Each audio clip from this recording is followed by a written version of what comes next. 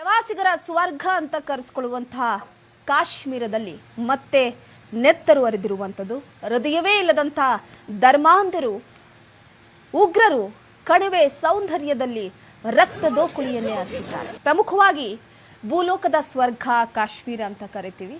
ಸಾಕಷ್ಟು ಜನ ಪ್ರವಾಸಿಗರನ್ನ ಆಕರ್ಷಿಸುವಂತಹ ತಾಣ.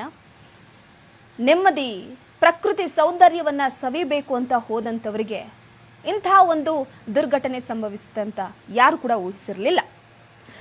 ಪಹಲ್ಗಾಮ್ನಲ್ಲಿ ಆದಂತಹ ಭಯೋತ್ಪಾದಕ ಕೃತ್ಯದ ವಿಚಾರಕ್ಕೆ ಸಂಬಂಧಪಟ್ಟಂತೆ ಇಡೀ ದೇಶದಾದ್ಯಂತ ಅಲ್ಲ, ಅಂತಾರಾಷ್ಟ್ರೀಯ ಮಟ್ಟದಲ್ಲೂ ಕೂಡ ಒಂದು ಕಡೆ ಆಕ್ರೋಶ ವ್ಯಕ್ತವಾಗ್ತಾ ಇದೆ. ಈಗಾಗಲೇ ಭಯೋತ್ಪಾದಕತೆಯ ವಿಚಾರಕ್ಕೆ ಸಂಬಂಧಪಟ್ಟಂತೆ ಒಂದು ಸಂಘಟನೆ ಅದರ ಹೊಣೆಗಾರಿಕೆಯನ್ನು ಹೊತ್ಕೊಂಡಿದೆ. ಅದರ ಜೊತೆಗೆ ಪ್ರಮುಖವಾಗಿ ಮರುಗುವಂಥ ಅಂಶ ಏನಪ್ಪ ಅಂದರೆ, ಕುಟುಂಬದ ಸದಸ್ಯರ ಮುಂದೆಯೇ ಅವರ ಗಂಡನನ್ನು ಕೊಲೆ ಮಾಡಿ ಶೂಟೌಟ್ ಮಾಡಿರುವಂಥದ್ದು ಸಾಕಷ್ಟು ರೀತಿಯಲ್ಲಿ ಮನಕಲಕುವಂಥದ್ದು.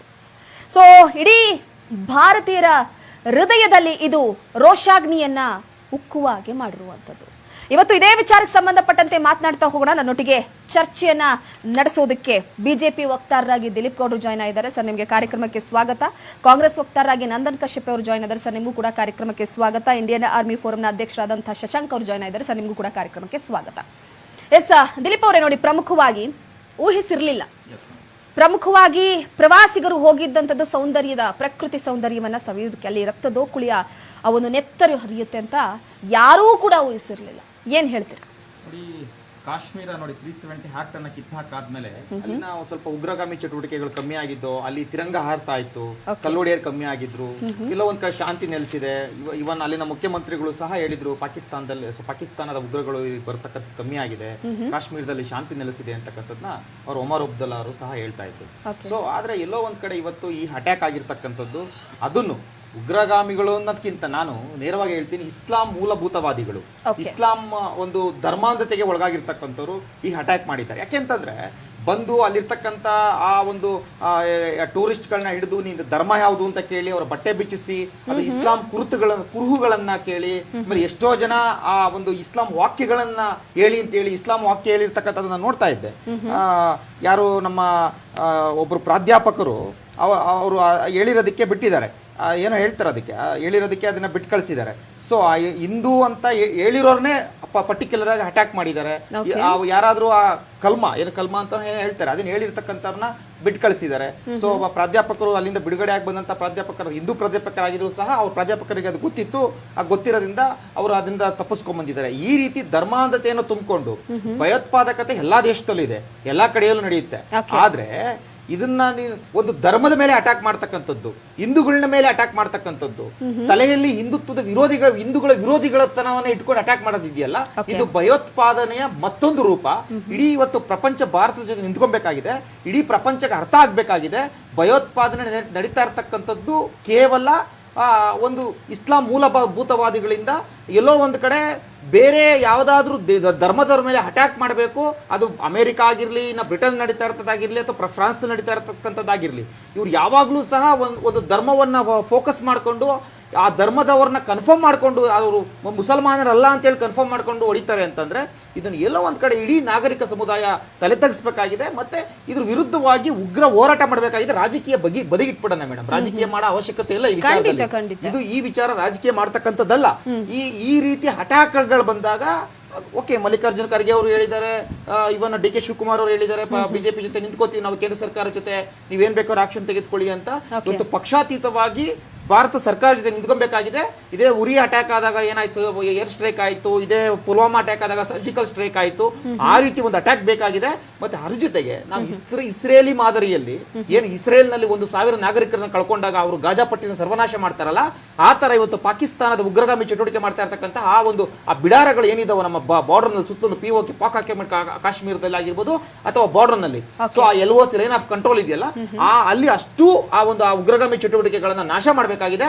ಭಾರತ ಸರ್ಕಾರ ಏನು ಹೆಜ್ಜೆ ಇಡ್ತಾರೋ ಅದ್ರ ಜೊತೆಗೆ ಇಡೀ ಭಾರತ ನೋಡ್ತಾ ಇದೆ. ಇವತ್ತು ಅವ್ರ ಜೊತೆಗೆ ಇಡೀ ಭಾರತ ಸರ್ಕಾರ ನಿಂತ್ಕೊಬೇಕಾಗಿದೆ. ಅದರೊಳಗೂ ಇವ್ರು ಮಾಡಿರ್ತಕ್ಕಂಥ ಸಮಯ ನೋಡಿ ಮೇಡಮ್, ತಹವೂರ್ ರಾಣಾ ಏನು 26/11 ಅಟ್ಯಾಕ್ ಇತ್ತು, ಆ ತಹವೂರ್ ರಾಣಾ ಅಂತಕ್ಕಂಥ ಏನು ವ್ಯಕ್ತಿ ಇದ್ನಲ್ಲ, ಆ ಒಂದು ಮಾಸ್ಟರ್ ಮೈಂಡ್ ಅನ್ನ ಭಾರತಕ್ಕೆ ಸರೆಂಡರ್ ಮಾಡಿದ್ಮೇಲೆ ಅಮೆರಿಕ ಇವ್ರಿಗೆ ಅಟ್ಯಾಕ್ ಮಾಡಿದ್ದಾರೆ ಅಂತಂದ್ರೆ ಎಲ್ಲೋ ಒಂದ್ ಕಡೆ ನಾವು ಭಯೋತ್ಪಾದನೆಯನ್ನ ಭಾರತದಲ್ಲಿ ಜೀವಂತವಾಗಿಡಬೇಕು. ಇದು ನಾವಿನ್ನು ಇಲ್ಲಿ ನೀವು 26/11 ಅಲ್ಲಿ ನೀವು ಅಟ್ಯಾಕ್ ಆಯ್ತು, ಅವನನ್ನ ನೀವು ಮಾಸ್ಟರ್ ಮೈಂಡ್ ಅನ್ನ ನೀವು ಹಿಡ್ಕೊಂಬಂದಿದ ತಕ್ಷಣ ನೀವು ಈ ಭಯೋತ್ಪಾದಕತೆಯನ್ನು ಸಂಪೂರ್ಣವಾಗಿ ಕಿತ್ತಾಕ್ತಿವಿ ಅಂತ ನೀವು ಯೋಚನೆ ಮಾಡಂಗಿಲ್ಲ. ನಾವಿನ್ನೂ ಅದನ್ನ ಜೀವಂತವಾಗಿ ಇಡ್ತೀವಿ, ಇನ್ನೂ 10-20 ವರ್ಷ ಇದ್ರ ಬಗ್ಗೆ ಡಿಸ್ಕಷನ್ ಆಗ್ಲಿ. ನೋಡಿ, ಆ ತಹವೂರ್ ರಾಣಾ ಅಂತಕ್ಕಂಥವನು ಅದು ಅಟ್ಯಾಕ್ ಆಗಿ ಸುಮಾರು 10-15 ವರ್ಷ ಆಗಿದ್ರು ಸಹ ಅದ್ರ ಬಗ್ಗೆ ಇವತ್ತು ಡಿಸ್ಕಷನ್ ಆಗ್ತಾ ಇದೆ ಅಂತಂದ್ರೆ, ಸೊ ಇದನ್ನು ಸಹ ಇನ್ನೂ 10-15 ವರ್ಷ ಭಾರತ ಎದುರುಕೊಳ್ಳಿ ಭಯೋತ್ಪಾದಕತೆಗೆ ಅಂತಕ್ಕಂಥ ಮಾಡಿರ್ತಕ್ಕಂಥ ಇದೊಂದು ದೂರಾಲೋಚನೆ ಮತ್ತೆ ದುರಾಲೋಚನೆ ಇಟ್ಕೊಂಡು ಮಾಡಿರ್ತಕ್ಕಂಥ ಲಷ್ಕರ್ ಎ ತೊಯ್ಬಾ ಮಾಡಿರ್ತಕ್ಕಂಥದ್ದು. ಅದ್ರ ಜೊತೆಗೆ ಒಂದು ವಾರದ ಹಿಂದೆ ಪಾಕಿಸ್ತಾನದ ಒಂದು ಒಬ್ಬ ಸೈನ್ಯದ ಅಧಿಕಾರಿ ನೇರವಾಗಿ ಧಮಕಿ ಹಾಕ್ತಾನೆ ಭಾರತಕ್ಕೆ, ಕಾಶ್ಮೀರ ಪಾಕಿಸ್ತಾನದ ಹಂಗ ನಾನು ಯಾವುದೇ ಕಾರಣಕ್ಕೂ ಬಿಡ್ಕೊಂಡ್ ಕೊಡಲ್ಲ ಅಂತ. ಇವೆಲ್ಲ ಘಟನೆಗಳು ನೋಡ್ತಾ ಇದ್ರೆ ಪಾಕಿಸ್ತಾನ ವ್ಯವಸ್ಥಿತವಾಗಿ ಷಡ್ಯಂತ್ರವನ್ನ ಮಾಡಿ ಭಾರತದ ಮೇಲೆ ಅಟ್ಯಾಕ್ ಮಾಡಿಸಿದೆ. ಈ ವಿಚಾರದಲ್ಲಿ ಎಲ್ಲ ಪಕ್ಷದವರು ಸಹ ನಾಗರಿಕರು ಸಹ ಭಾರತ ಸರ್ಕಾರ ಜೊತೆ ನಿಂತ್ಕೊಬೇಕಾಗಿದೆ. ಅವ್ರು ಏನೇ ಆಕ್ಷನ್ ತೆಗೆದುಕೊಂಡ್ರು ಸಹ ಅದು ಭಾರತದ ಪರವಾಗಿದೆ, ಅವ್ರ ಜೊತೆ ನಾವು ಇದ್ದೀವಿ ಅಂತ ಹೇಳಿ ಮೆಸೇಜ್ ಪಾಸ್ ಮಾಡಬೇಕು. ಖಂಡಿತ ಮಾತಾಡ್ತಾ ಹೋಗೋಣ. ನಂದನ್ ಕಶ್ಯಪ್ ಅವರು ಏನ್ ಹೇಳ್ತಾರೆ ಈ ಭಯೋತ್ಪಾದಕ ಕೃತ್ಯದ ವಿಚಾರಕ್ಕೆ? ನೋಡಿ, ಬೆಳಗ್ಗೆ ನಮ್ಮ ಅಧ್ಯಕ್ಷರು ಮಲ್ಲಿಕಾರ್ಜುನ್ ಖರ್ಗೆ ಸಾಹೇಬರು, DK ಸಾಹೇಬರು, CM ಎಲ್ಲರೂ ಈ ಕೃತ್ಯವನ್ನು ಖಂಡಿಸಿದ್ದಾರೆ. ನಾವು ಪಕ್ಷಾತೀತವಾಗಿ ಕೇಂದ್ರದಲ್ಲಿ ಯಾವ ಸರ್ಕಾರ ಇರುತ್ತೆ ಅದ್ರ ಜೊತೆಗೆ ನಾವು ಇಂಥ ಪರಿಸ್ಥಿತಿಗಳ ಜೊತೆ ನಿಂತುಕೊಂಡು ನಾವು ನಿಂತಿರ್ತೀವಿ. ಸೆಕೆಂಡು, ನಿನ್ನೆ ಒಬ್ಬರು ಜನರಲ್ ಬಕ್ಷಿ ಅಂತ ಒಬ್ಬರು ಇಂಟರ್ವ್ಯೂಲಿ ಮಾತಾಡ್ತಾ ಇದ್ರು. 3 ಪಾಯಿಂಟ್ ಹೇಳಿದ್ರು. 2020-21 ಆದಮೇಲೆ ಡೌನ್ ಸೈಜ್ ಮಾಡಿದ್ದಾರೆ ಅಂತಂದ್ರು. ಡೌನ್ ಸೈಜ್ ಮಾಡಿದ್ದಾರೆ ಅಂದರು. ಆಮೇಲೆ ರೆಕ್ರೂಟ್ಮೆಂಟಲ್ಲೂ ಅಗ್ನಿವೀರನ್ನ ತಂದು ಡೌನ್ ಸೈಜ್ ಮಾಡಿದ್ದಾರೆ ಅಂತಂದ್ರು. 3ನೇದು ಇಂಟೆಲಿಜೆನ್ಸು ಫೇಲ್ಯೂರ್ ಆಗಿದೆ, ಅದನ್ನು ಒಪ್ಕೋಬೇಕು. 3ನೇದು, ನಮ್ಮ ಪಕ್ಷ ಅಧಿಕಾರದಲ್ಲಿ ಇದ್ದಾಗ 2008ರಲ್ಲಿ ದಾಳಿ ಆದಾಗ ನಾವು ಬಾಂಬೆಯಲ್ಲಿ ಉಗ್ರ ರೂಪದಲ್ಲಿ ಖಂಡಿಸಿ ಎಲ್ಲ ಮಾಡಿದ್ವಿ. ಇವತ್ತು ನಾವು ವಿರೋಧ ಪಕ್ಷದಲ್ಲಿ ಕೂತಿದ್ದೀವಿ, ಸರ್ಕಾರದ ಜೊತೆ ನಿಂತ್ಕೋತೀವಿ ಅಂತ ನಮ್ಮ ಅಧ್ಯಕ್ಷರು ರಾಹುಲ್ ಗಾಂಧಿ ಅವರು ಎಲ್ಲರೂ ಸ್ಟೇಟ್ಮೆಂಟ್ ಕೊಟ್ಟಿದ್ದಾರೆ. ಅಂದಿನ ಮುಖ್ಯಮಂತ್ರಿ, ಗುಜರಾತಿನ ಮುಖ್ಯಮಂತ್ರಿ 2008ರಲ್ಲಿ ಬಾಂಬೆ ತಾಜ್ ಹೋಟೆಲ್ ಮುಂದೆ ಹೋಗ್ಬಿಟ್ಟು ಏನು ಸ್ಟೇಟ್ಮೆಂಟ್ ಕೊಟ್ಟಿದ್ರು ಅಂತ ನೀವು ಸ್ವಲ್ಪ ರಿವೈಂಡ್ ಮಾಡಿಬಿಟ್ಟು ನೋಡಬೇಕು. ನಾವು ಈ ಇನ್ಸಿಡೆಂಟ್ನ ನಾವು ರಾಜಕೀಯ ಮಾಡ್ತಿಲ್ಲ, ಆದರೆ ಅಂದಿನ ವಿರೋಧ ಪಕ್ಷದಲ್ಲಿ ಕೂತಿದ್ದ ನರೇಂದ್ರ ಮೋದಿ ಹಾಗೂ BJPಯವರು ಏನಾರ ಒಂದು ಟೆರರ್ ಇನ್ಸಿಡೆಂಟ್ ಆದರೆ ಯಾವ ಮಟ್ಟದ ರಾಜಕೀಯ ಮಾಡ್ತಿದ್ರು ಅಂತ ನಿಮಗೆ ಗೊತ್ತು. ನೀವೇ ಸಾವಿರಾರು ಬಾರಿ ನಿಮ್ಮ ಮಾಧ್ಯಮದಲ್ಲಿ ತೋರಿಸಿದ್ದೀರ. ಇಂಪಾರ್ಟೆಂಟ್ ವಿಷಯ ಏನು ಅಂದರೆ ಇದು ಇಂಟೆಲಿಜೆನ್ಸ್ ಫೇಲ್ಯೂರು. 2019ರಲ್ಲಿ ಪುಲ್ವಾಮಾ ಅಟ್ಯಾಕ್ ಆದಾಗ ಅದೊಂದು ಟೈಟನ್ ಇದು ಜಾಗ, ಅದು ಗ್ರೆನೇಡ್ ಹೆಂಗೆ ಹೋಯ್ತು ಒಳಗಡೆ ಅಂತ ನಮ್ಗೆ ಇನ್ನೂ ಉತ್ತರ ಸಿಕ್ಕಿಲ್ಲ. ಈ ಜಾಗದಲ್ಲೂ ಕೂಡ ಸುತ್ತ ಆರ್ಮಿಯವರು ಇದ್ದಾರೆ ಅಂತ ನಾನು ಓದಿದ್ದೀನಿ, but I might be wrong also. ಅವ್ರು ಹೇಳ್ಬೋದು, ಯಾಕಂದ್ರೆ ಅವರು ಅವ್ರ ಹತ್ರ ಮಾತಾಡೋಣ. ಆ ಜಾಗದಲ್ಲಿ ಟೆರರಿಸ್ಟ್ಗಳು ಹೆಂಗೆ ಹೋದ್ರು, ಸುತ್ತ ಮಿಲಿಟರಿ ಕಮಾಂಡ್ ಅವರು BSF ಅವರು ಇರ್ತಾರಲ್ಲ, ಆ ಜಾಗಕ್ಕೆ ಹೆಂಗೆ ಹೋದ್ರು? ಇದು ಒಂದು ಕಂಪ್ಲೀಟ್ ಫೇಲ್ಯೂರ್ ಆಫ್ ಇಂಟೆಲಿಜೆನ್ಸ್ ಅಲ್ವಾ? ಸುತ್ತ ಬರೆದಿರ್ತಾರೆ, ಹೆಂಗೆ ಹೋದ್ರು? ನೈತಿಕ ಹೊಣೆ ಯಾರು ಹೊತ್ಬೇಕು ಇದಕ್ಕೆ? ಅಧಿಕಾರದಲ್ಲಿ ಯಾರಿದ್ದಾರೆ ಕೇಂದ್ರದಲ್ಲಿ? ಇದು ಪಹಲ್ಗಾಮ್ ಯಾರ ಕೆಳಗಡೆ ಬರುತ್ತೆ? ಪಹಲ್ಗಾಮ್ ಬರೋದು ಕೆಳಗಡೆ ಕೇಂದ್ರ ಸರ್ಕಾರದ ಕೆಳಗಡೆ. ಯಾರು ನೋಡ್ಕೋತಾ ಇರೋದು? ಅಮಿತ್ ಶಾ. ಭದ್ರತೆ ಯಾರು ನೋಡ್ಕೋತಾ ಇರೋದು? ರಾಜನಾಥ್ ಸಿಂಗು, ನರೇಂದ್ರ ಮೋದಿ ಅವರು ಮತ್ತೆ ಅಮಿತ್ ಶಾ. ಯಾರು ಹೊಣೆ ಹೊರಬೇಕು? ಇಂಟೆಲಿಜೆನ್ಸ್ ಯಾರು ಕೇಳಿದೆ? ಡೋವೆಲ್ ಅವ್ರು ಏನ್ ಮಾಡ್ತಿದ್ದಾರೆ? ಹಾಗಾಗಿ ಇದು ಕಂಪ್ಲೀಟ್ ಫೇಲ್ಯೂರ್ ಆಫ್ ಇಂಟೆಲಿಜೆನ್ಸ್. ಅವರು ಹೊಣೆ ಹೊರಬೇಕು. ಓಕೆ ಶಶಾಂಕ್ ಅವರೇ, ನೋಡಿ, ಪ್ರಮುಖವಾಗಿ ಈ ಪಹಲ್ಗಾಮ್ ಅನ್ನುವಂಥದ್ದು ಒಂದು ಸುಂದರವಾದಂತಹ ಪ್ರದೇಶ, ಸುತ್ತ ಅರಣ್ಯ ಪ್ರದೇಶ ಆಗಿರುವಂತಹ ಹಿನ್ನೆಲೆಯಲ್ಲಿ ಮಧ್ಯದಲ್ಲಿ ಮೈದಾನದ ರೀತಿ ಒಂದು ಪೀಸ್ಫುಲ್ ಲೈಫು ಅಥವಾ ಒಂದು ಸ್ವತಂತ್ರವಾಗಿ ಹೋಗಿ ಎಂಜಾಯ್ ಮಾಡೋಣ ಅನ್ನುವಂಥದ್ದು. ಸರ್, ಈ ಭಯೋತ್ಪಾದಕತೆಯನ್ನ ಪಕ್ಕಕ್ಕಿಟ್ಟರೆ ನಮಗೆ ತಲೆಗೊಡಿಯುವಂಥದ್ದು ಒಂದು ಬೇಸಿಕ್ ಫೋರ್ಸ್ ಆದ್ರೂ ಕೂಡ ಅಲ್ಲಿ ಇರ್ಲಿಲ್ವಾ ಅನ್ನುವಂಥ ವಿಚಾರ. ಯಾಕಂದ್ರೆ ಸುತ್ತಮುತ್ತ ಅರಣ್ಯ ಪ್ರದೇಶ ಆಗಿರುವಂತಹ ಹಿನ್ನೆಲೆಯಲ್ಲಿ ಯಾವುದೇ ತರದ್ದು ಒಂದು ದ್ವಿಚಕ್ರ ವಾಹನ ಆಗಿರ್ಬೋದು, ಕಾರ್ ಆಗಿರ್ಬೋದು, ಇದು ಯಾವುದಕ್ಕೂ ಹೋಗೋದಕ್ಕೆ ವ್ಯವಸ್ಥೆ ಇಲ್ಲ, ಕುದುರೆಲೇ ಹೋಗ್ಬೇಕು ಬರಬೇಕು ಅನ್ನುವಂಥದ್ದು. ಸೊ ಈ ಬೇಸಿಕ್ ಫೋರ್ಸ್ ಕೂಡ ಅಲ್ಲಿ ಇರ್ಲಿಲ್ವಾ ಅನ್ನುವಂಥ ಒಂದು ಪ್ರಶ್ನೆ ಕಾಡುತ್ತೆ. ಸರ್, ಏನ್ ಹೇಳ್ತೀರಾ ಸರ್ ಈ ವಿಚಾರವಾಗಿ? ಫಸ್ಟ್ ನಾವು ಜಾಗ್ರಫಿಕಲ್ ಏರಿಯಾ ನೋಡಬೇಕು. ಎಸ್.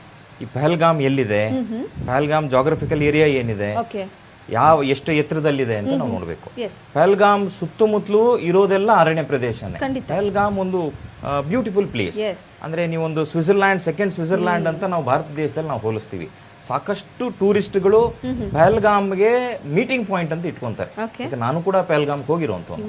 ಅಲ್ಲಿ ಹೋಗಿರೋರ್ಗೆ ಮಾತ್ರ ಗೊತ್ತು ಪಹಲ್ಗಾಮ್ ಹೆಂಗಿದೆ ಅಂತ.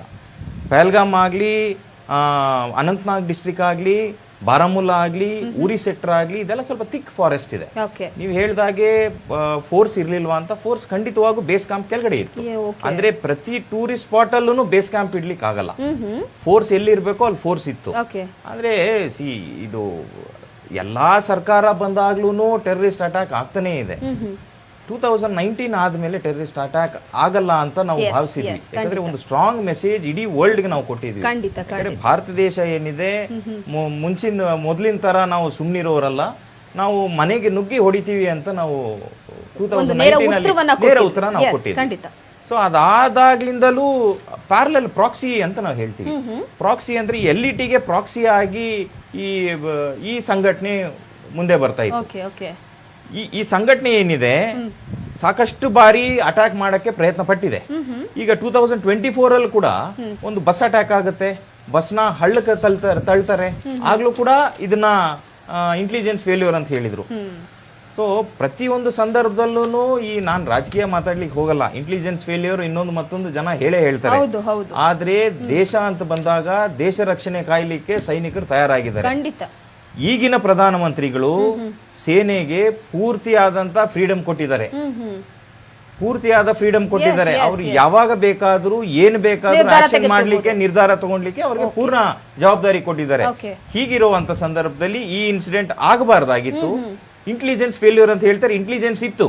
ಇಂಟೆಲಿಜೆನ್ಸ್ ಏನಂತ ಇತ್ತು, ಆರ್ಮಿ ಬೇಸ್ ಕ್ಯಾಂಪ್ ಮೇಲೆ ಅಟ್ಯಾಕ್ ಆಗುತ್ತೆ. ಯಾಕಂದ್ರೆ ಉಗ್ರಗಾಮಿಗಳು ಸಾಕಷ್ಟು ಬಾರಿ ನೀವು ನೋಡಿದಾಗ ಆರ್ಮಿ ಬೇಸ್ ಕ್ಯಾಂಪ್ ಆಗ್ಲಿ ಬೇರೆ ಆಗ್ಲಿ ಈ ತರದ ಆರ್ಮಿ ಪ್ರವಾಸಿಗರ ಮೇಲೆ ಇರ್ಲಿಲ್ಲ, ಮೇನ್ಲಿ ಕಾಶ್ಮೀರಿ ಟೂರಿಸ್ಟ್ ಮೇಲೆ ಮಾಡ್ತಾ ಇರಲಿಲ್ಲ. ಯಾಕಂದ್ರೆ 20 ವರ್ಷದಿಂದ ಒಂದು ಬಾರಿ ಆಗಿತ್ತು. ಸೊ ಟೂರಿಸ್ಟ್ ಮೇಲೆ ಇರ್ಲಿಲ್ಲ ನಿಗಾ. ಸೊ ಎಲ್ಲ ಬೇಸ್ ಕ್ಯಾಂಪ್ ಅಲ್ಲಿ ಏನಿತ್ತು, ಬೇಸ್ ಕ್ಯಾಂಪ್ ಎಲ್ಲ ಸೇಫ್ ಗಾರ್ಡ್ ಆಗಿದ್ರು, ಸ್ಯಾನಿಟೈಸ್ ಆಗಿತ್ತು, ಕೋಂಬಿಂಗ್ ಆಪರೇಷನ್ ಎಲ್ಲ ಮಾಡ್ಕೊಂಡು ಎಲ್ಲ ರೆಡಿ ಆಗಿದ್ರು. ಯಾಕಂದ್ರೆ ತಾವೂರ್ ರಾಣಾ ಅಂತ ಒಬ್ಬ ಟೆರರಿಸ್ಟ್ ನ ಅಮೆರಿಕ ಕೊಟ್ಟಾಗ್ಲೇ ಅಮೆರಿಕನ್ ಇಂಟೆಲಿಜೆನ್ಸ್ ನಮ್ಗೆ ಹೇಳಿತ್ತು, ನೋಡಿ ಒಬ್ರನ್ನ ಕೊಡ್ತಾ ಇದೀವಿ ನಿಮ್ಗೆ, so you should be careful ಅಂತ ಅವ್ರು ಹೇಳಿನೇ ಕೊಟ್ಟಿದ್ದು. ಸೊ ನಾವು ಪ್ರಯಾರ್ ಮೆಜರ್ಸ್ ನ ತಗೊಂಡು ಭಾರತ ದೇಶದಲ್ಲಿ ಏನೂ ಚಟುವಟಿಕೆ ಆಗ್ದಿರಾ, ಯಾವ್ದು ಅಟ್ಯಾಕ್ ಆಗ್ದಿರಾ ಕಾಪಾಡ್ಕೊಂಡೇ ಬಂದಿದ್ದು.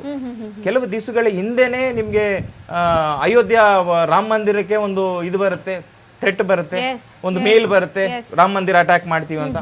ಸೊ ಅಟೆನ್ಷನ್ ಡೈವರ್ಷನ್ ಮಾಡಿ ಬೇಕಂತಲೇ ನೋಡಿ, ಇದು ರಿಲಿಜಿಯಸ್ ಅಟ್ಯಾಕು ಯಾವುದೇ ನಾಗರಿಕರು, ಯಾವುದೇ ದೇಶದ ಇವರು ಸಿಟಿಸನ್ಸು ಯಾರೂ ಒಪ್ಲಿಕ್ಕಿಲ್ಲ ಖಂಡಿತ.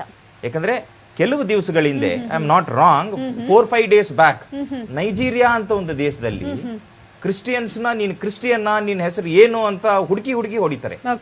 ಸೊ ಈ ಇಸ್ಲಾಂ ಇದು ಏನ್ ಬಂದಿದೆ ಅದು ಮೈಂಡ್ ಅಲ್ಲಿ ಫಿಕ್ಸ್ ಆಗ್ಬಿಟ್ಟಿದ್ದಾರೆ. ಸೊ ಅವ್ರಿಗೆ ಈ ರಿಲಿಜನ್, ಕಾಸ್ಟ್, ಕ್ರೀಡು ಅದೆಲ್ಲ ಏನಿಲ್ಲ. ಅವ್ರಿಗೆ ಒಂದು ಸರಿ ಮೈಂಡ್ ಫಿಕ್ಸ್ ಆಗ್ಬಿಟ್ಟು ಯಾರು ಮುಂದೆ ಸಿಗ್ತಾರೋ ಅವ್ರಿಗೆ ಹೊಡ್ಕೊಂಡು ಮುಂದೆ ಹೋಗ್ತಿರ್ತಾರೆ. ಹೌದು. ಸೊ ಈ ವಿಚಾರದಲ್ಲಿ ಈಗಾಗ್ಲೇ ಇವ್ರು ಹೇಳ್ತಿದ್ರು ಇಂಟೆಲಿಜೆನ್ಸ್ ಫೇಲ್ಯೂರು, ಅಜಿತ್ ದೋವಲ್ ಏನ್ ಮಾಡ್ತಿದ್ದಾರೆ ಅಂತ. ಈಗ ಅಜಿತ್ ದೋವಲ್ ಯಾರು ಅಂತ ಭಾರತ ದೇಶದಲ್ಲಿರೋ ಪ್ರತಿಯೊಬ್ಬ ನಾಗರಿಕನೂ ಗೊತ್ತು. ಅವರ ಸೇವೆ ಎಂಥದ್ದು, ಭಾರತ ದೇಶಕ್ಕೆ ಅವರ ಕೊಡುಗೆ ಏನು, ಏನಾಗಿ ಅವರು ಭಾರತ ದೇಶದಲ್ಲಿ ನಿಂತಿದ್ದಾರೆ, ಮುಂದೆ ಏನಾಗಿ ನಿಲ್ತಾರೆ ಅನ್ನೋದು ಇಡೀ ಭಾರತ ದೇಶದ ನಾಗರಿಕರಿಗೆ ಗೊತ್ತು. ಈಗಾಗಲೇ ಪ್ಲಾನ್ ಆಫ್ ಆಕ್ಷನ್ ನಡೀತಿದೆ. ಭಾರತ ದೇಶ ಈಗ ಮೊದಲು ಒಂದು ಮಾತಿತ್ತು, ನೀವು ನಮ್ಗೆ ರಿಟ್ಯಾಲಿಯೇಟ್ ಮಾಡಿದ್ರೆ ನಾವು ಸರಿಯಾಗಿ ನಿಮ್ಗೆ ಕೊಡ್ತೀವಿ ಅಂತ ಒಂದು ಮಾತಿತ್ತು. ಸೊ ಈಗಲೂ ಅಷ್ಟೇ, we will never forgive, we will never forget ಅಂತ ಇಡೀ ಇಂಡಿಯಾದ ಸೈನಿಕರು ಹೇಳ್ತಿದ್ದಾರೆ. ಎಸ್ ಸರ್, ಮಾತಾಡ್ತಾ ಹೋಗೋಣಂತೆ.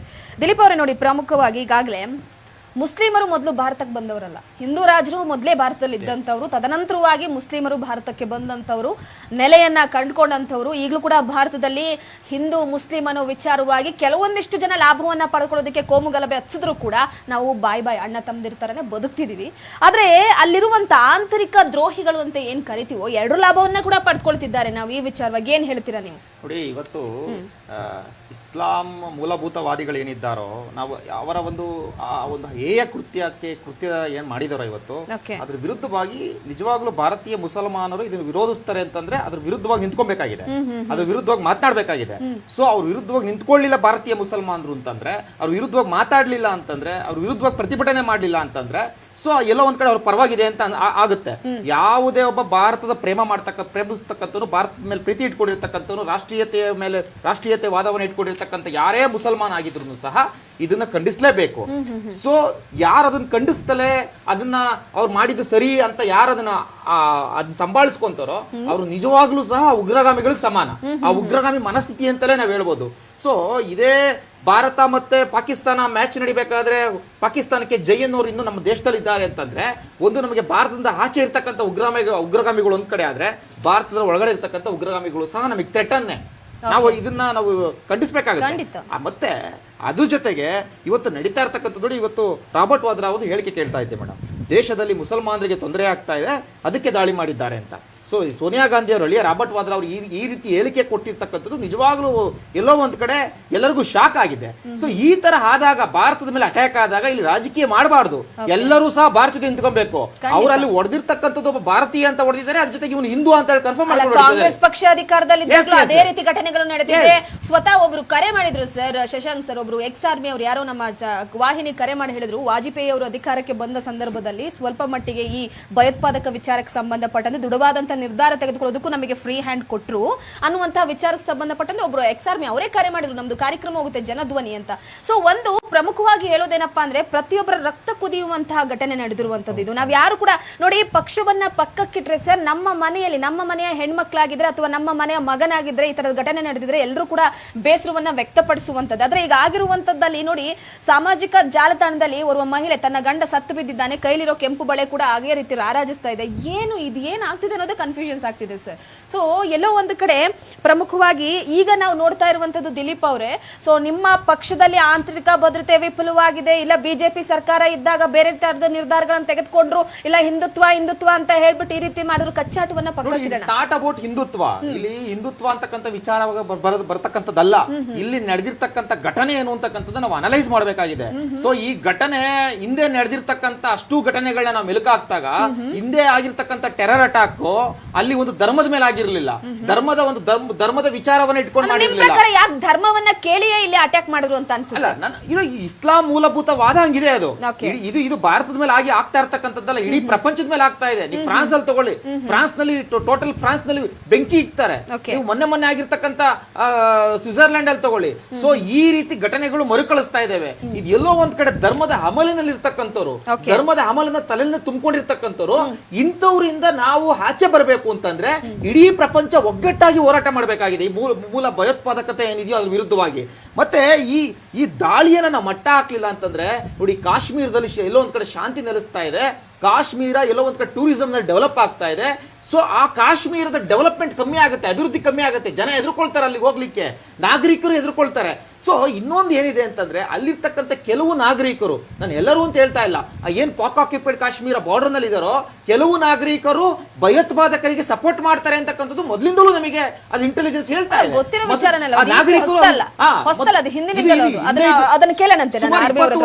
ಆಗ್ತಾ ಇದೆ. ಅದನ್ನ ಯಾರು ಮಾಡ್ತಾ ಇದ್ದಾರೆ ಅಂದ್ರೆ, ಇದೇ ಇಸ್ಲಾಂ ಮೂಲಭೂತವಾದಿಗಳು, ಅಲ್ಲಿರ್ತಕ್ಕಂಥ ಇಸ್ಲಾಂ ಮೂಲಭೂತವಾದಿಗಳು ಮಾಡಿರ್ತಕ್ಕಂಥದ್ದು. ಮತ್ತೆ ಇನ್ನೊಂದು ನಮಗೆ ಮನ ಕುಲ್ಕಂತಕ್ಕಂಥದ್ದು, ಅವರ ಬಟ್ಟೆ ಬಿಚ್ಚಿಸಿ ಅವನ ಕಲ್ಮಾ ಹೇಳು ನೀನು ಅಂತ ಹೇಳಿ, ನಾನು ಅದೇ ಹೇಳಿದೆ ನಿಮ್ಗೆ ಅವಾಗಲೇ. ಒಬ್ಬ ಪ್ರಾಧ್ಯಾಪಕ ಅವನ ಪಾಪ ಅವನಿಗೆ ಅವನ ಹಿಂದೂನೇ, ಅವನ ಹೆಸರು ಹಿಂದೂ ಅಂತ ಹೇಳಿದ್ರು ನಂಬಂಗಿಲ್ಲ ಅವನು, ನೀನ್ ಕಲ್ಮಾ ಹೇಳು ಅಂತ ಹೇಳ್ತಾನೆ. ಸೊ ಅವ್ನು ಕಲ್ಮಾ ಹೇಳ್ತಾನೆ, ಕಲ್ಮಾ ಹೇಳ್ತಾನೆ, ಅವ್ನು ಬಿಟ್ಟು ಕಳಿಸ್ತಾನೆ. ಸೊ ಇಲ್ಲಿ ಎಷ್ಟು ಮಟ್ಟಿಗೆ ಮತಾಂಧತೆ ತುಂಬಿದೆ ಅವರಲ್ಲಿ ಅಂತಂದ್ರೆ, ಇದು ನಮ್ಮ ಧರ್ಮದ ಮೇಲೆ ಆಗಿರ್ತಕ್ಕಂಥ ದೊಡ್ಡ ಅಟ್ಯಾಕ್. ಇದು ನಮ್ಮ ಧರ್ಮ ಅಂತಲ್ಲ, ಇಸ್ಲಾಂ ಮೂಲಭೂತವಾದಿಗಳು ಎಲ್ಲಾ ಧರ್ಮದ ಮೇಲೆ ಇದೇ ರೀತಿ ಅಟ್ಯಾಕ್ ಮಾಡ್ತಾರೆ. ಇವನ್ ಕ್ರಿಶ್ಚಿಯನ್ ದೇಶಗಳಾಗಿರ್ಲಿ ಅಥವಾ ಭಾರತ ಆಗಿರ್ಲಿ, ಇಂಥವ್ರನ್ನ ಮಟ್ಟ ಆಗ್ತಕ್ಕಂಥ ಸಮಯ ಬಂದಿದೆ. ನಮ್ಗೆಲ್ಲರೂ ಕಾನ್ಫಿಡೆನ್ಸ್ ಇದೆ, ಎಲ್ಲರೂ ಭಾರತದ ಸರ್ಕಾರ ಜೊತೆ ಇರಿ, ಸೈನಿಕರ ಜೊತೆ ಇರಿ, ನಮ್ಮ ಸೈನಿಕರ ಮೇಲೆ ನಂಬಿಕೆ ಇಡಿ. ಇವತ್ತು ಇಡೀ ಪಾಕಿಸ್ತಾನಕ್ಕೂ ಗೊತ್ತು, ಪಾಕಿಸ್ತಾನದ ಮಧ್ಯಾಹ್ನ ನೋಡ್ತಾ ಇದ್ದೆ ಮೇಡಮ್, ಅವರ ಮಿಲಿಟರಿ ನೆಲೆಗಳೆಲ್ಲ ಶಿಫ್ಟ್ ಮಾಡ್ತಾ ಇದೆ ಬಾರ್ಡರ್ಗಳಿಗೆ. ಭಯ ಸ್ಟಾರ್ಟ್ ಆಗಿದೆ ಅವ್ರಿಗೆ. ರಿಟರ್ನ್ ಕೊಟ್ಟೇ ಕೊಡ್ತಾರೆ ಭಾರತ ಅಲ್ಲ, ಅಂತ ಹೇಳಿ. ಕೊಡದೆ ಸುಮ್ನಿರಕ್ ಸಾಧ್ಯನೇ ಸುಮ್ನಿರಕ್ ಇಲ್ಲ. ಸಾಧ್ಯ ಇಲ್ಲ. ಭಾರತ ಸುಮ್ನೆ ಕೂತ್ಕೊಳ್ತಕ್ಕಂತ ಭಾರತ ಅಲ್ಲ. Yes, ಖಂಡಿತ. ನಾವು ಇಡೀ ಪ್ರಪಂಚದಲ್ಲಿ 3ನೇ ಅತಿ ದೊಡ್ಡ ಮಿಲಿಟರಿ ವ್ಯವಸ್ಥೆ ಇಟ್ಕೊಂಡಿರ್ತಕ್ಕಂಥವ್ರು. yes, yes. 3rd major military force ಇದೆ ನಮ್ಮ ಹತ್ರ. ಸುಮಾರು 13 ಲಕ್ಷ ನಮ್ಮ ಹತ್ರ ಮಿಲಿಟರಿ ಅಟ್ಯಾಕಿಂಗ್ ಫೋರ್ಸ್ ಇದೆ. ಸೊ ನಾವು ಅದರಿಂದ ಎದುರ್ಕೊಳ್ತಕ್ಕಂಥದ್ದು ಇಲ್ವೇ ಇಲ್ಲ. ಇವತ್ತು ಭಾರತ ಸರ್ಕಾರ ಜೊತೆ ಎಲ್ಲ ನಾಗರಿಕರು ನಾವು ರಿಟರ್ನ್ ಕೊಟ್ಟೇ ಕೊಡ್ತೀವಿ. ಓಕೆ, ನಂದನ್ ಕಶ್ಯಪ್ ಅವರ ನೋಡಿ, ಪುಲ್ವಾಮಾ ನಂತರ ನಡೆದಿರುವಂತಹ ಅತಿ ದೊಡ್ಡ ದಾಳಿ ಇದು. ಇದನ್ನ ಎಲ್ಲರೂ ಕೂಡ ಖಂಡಿಸ್ತೀವಿ. ಇದನ್ನ ರಾಜಕೀಯ ಮಾಡೋದಕ್ಕೆ ನಾವು ಕೂಡ ಹೋಗೋದಿಲ್ಲ. ಫೇಲ್ಡ್ ಸ್ಟೇಟ್ ಪಾಕಿಸ್ತಾನ, ಭಿಕ್ಷುಕ ರಾಷ್ಟ್ರ ಅಂತಾನೆ ಕೂಡ ಕರಿತೀವಿ ನಾವಿಲ್ಲಿ. ತಿನ್ನೋದಕ್ಕೂ ಕೂಡ ಗತಿ ಇಲ್ಲ. ಪದೇ ಪದೇ ಕಾಲ್ ಕೆರ್ಕೊಂಡು ಜಗಳಕ್ಕೆ ಬರುವಂತದ್ದು, ಪದೇ ಪದೇ ಅಲ್ಲಿರುವಂತಹ ಸ್ಥಳೀಯರ ಮೇಲೆ ಅಟ್ಯಾಕ್ ಮಾಡುವಂಥದ್ದು, ತನ್ನ ದರ್ಪವನ್ನ ತೋರಿಸಿರುವಂತದ್ದು ಬರೀ ಅಮಾಯಕರ ಮೇಲೆ. ಯಾವುದೇ ಕಾರಣಕ್ಕೂ ಕೂಡ ಮುಚ್ಚಿಡ್ಕೊಂಡು ಬಚ್ಚಿಡ್ಕೊಂಡು ಅಟ್ಯಾಕ್ ಮಾಡುವಂಥದ್ದು, ಧೈರ್ಯವಾಗಿ ನೇರವಾಗಿ ಬಂದು ನಿಂತು ಹೆದರಿಸುವಂತ ಗುಂಡಿಗೇನೇ ಇಲ್ಲ, ಎದೆಗಾರಿಕೆನೂ ಇಲ್ಲ. ಏನ್ ಹೇಳ್ತೀರಾ? ನೋಡಿ, ಟೆರರಿಸ್ಟ್ ಅಟ್ಯಾಕು ನಿನ್ನೆ ಮೊನ್ನೆಯಿಂದ ನಡೀತಾ ಇದೆ. ಖಂಡಿತ ಹೌದು.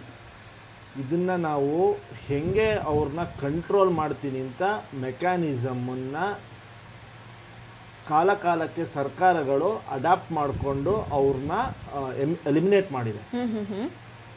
ಆ ವಿಚಾರದಲ್ಲಿ ಪುಲ್ವಾಮಾ ಆದ್ಮೇಲೆ ಅಲ್ಲಿ ಹೆಂಗೋಯ್ತು ಏನಾಯ್ತು ಅನ್ನೋದು ಇನ್ನೂ ಒಂದು ಮಿಸ್ಟ್ರಿಯಾಗಿ ಕೂತ್ಬಿಟ್ಟಿದೆ. ಗ್ರೆನೇಡ್ 350 kg ಗ್ರೆನೇಡ್ ಹೆಂಗೋಯ್ತು ಏನಾಯ್ತು ಅನ್ನೋದು ಮಿಸ್ಟ್ರಿಯಾಗಿ ಕೂತಿದೆ. ಇವಾಗ ಈ ಪ್ರದೇಶಕ್ಕೆ ಹೆಂಗೋಯ್ತು ಏನಾಯ್ತು ಅನ್ನೋದು ನಿಮ್ ಪ್ರಕಾರ ಇವರೇ ತಗೊಂಡೋಗಿ ಕೊಟ್ರು ಅಂತನಾ? ಯಾರು ತಗೊಂಡೋಗಿ ಕೊಟ್ರು ಅನ್ನೋದು ಕೇಂದ್ರ ಸರ್ಕಾರ ಹೇಳ್ಬೇಕು. ಅಲ್ಲಲ್ಲ, ನಾವ್ ಹೇಳ್ತಿಲ್ಲ. ಯಾರು ತಗೊಂಡೋಗಿ ಕೊಟ್ರು ಅಂತ ಅಧಿಕಾರದಲ್ಲಿ 11 ವರ್ಷದಿಂದ ಇದ್ದಾರೆ, ಅವ್ರು ಹೇಳ್ಬೇಕು ಹೆಂಗೋಯ್ತು ಹೆಂಗಿದೆ ಅಂದ್ರೆ ಸರ್, ಇದು ಇಲ್ಲಿ ಕಳ್ಳರ ನಡಿ ಅಂತ ಅಂದ್ರೆ ಇಲ್ಲ. ನೀವ್ ಯಾವ ತರ ಹೇಳ್ತಿದ್ದೀರ ಅಂದ್ರೆ, ಗ್ರೆನೇಡ್ ವಿಚಾರ ಹೆಂಗೋಯ್ತು ಬಂತು, ಯಾರ್ ಶಸ್ತ್ರಾಸ್ತ್ರ ಪೂರೈಕೆ ಮಾಡಿದ್ರು, ಕೇಂದ್ರ ಸರ್ಕಾರ ನೋಡಿ, ನಾವು ತೀವ್ರವಾಗಿ ಖಂಡಿಸಿದೀವಿ. ಓಕೆ, ನಡೆದಿರೋ ಇನ್ಸಿಡೆಂಟ್ ತೀವ್ರವಾಗಿ ಖಂಡಿಸಿದೀವಿ. ನಾವು ಸರ್ಕಾರದ ಜೊತೆ ಇರ್ತೀವಿ, ಸರ್ಕಾರ ತಗೊಳ್ಳೋ ನಿರ್ಧಾರದ ಜೊತೆ ಇರ್ತೀವಿ.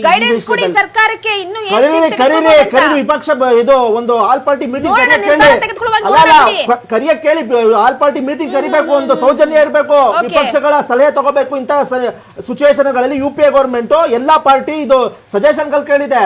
ಒಂದು ಇದನ್ನ ಔದಾರ್ಯ ತೋರಿಸಿದಾರ ಇದು ಕೇಂದ್ರ ಸರ್ಕಾರ. ಕರಿತೀನಪ್ಪ ಎಲ್ಲಾ ಪಾರ್ಟಿ ಮೀಟಿಂಗ್, ಅವ್ರ ಸಜೆಷನ್ ತಗೋಣ, ಏನ್ ಇಂಪ್ಲಿಮೆಂಟ್ ಮಾಡ್ಬೇಕು ಅಂತ ಒಂದು ಔದಾರ್ಯ ತೋರಿಸ್ಬೇಕು.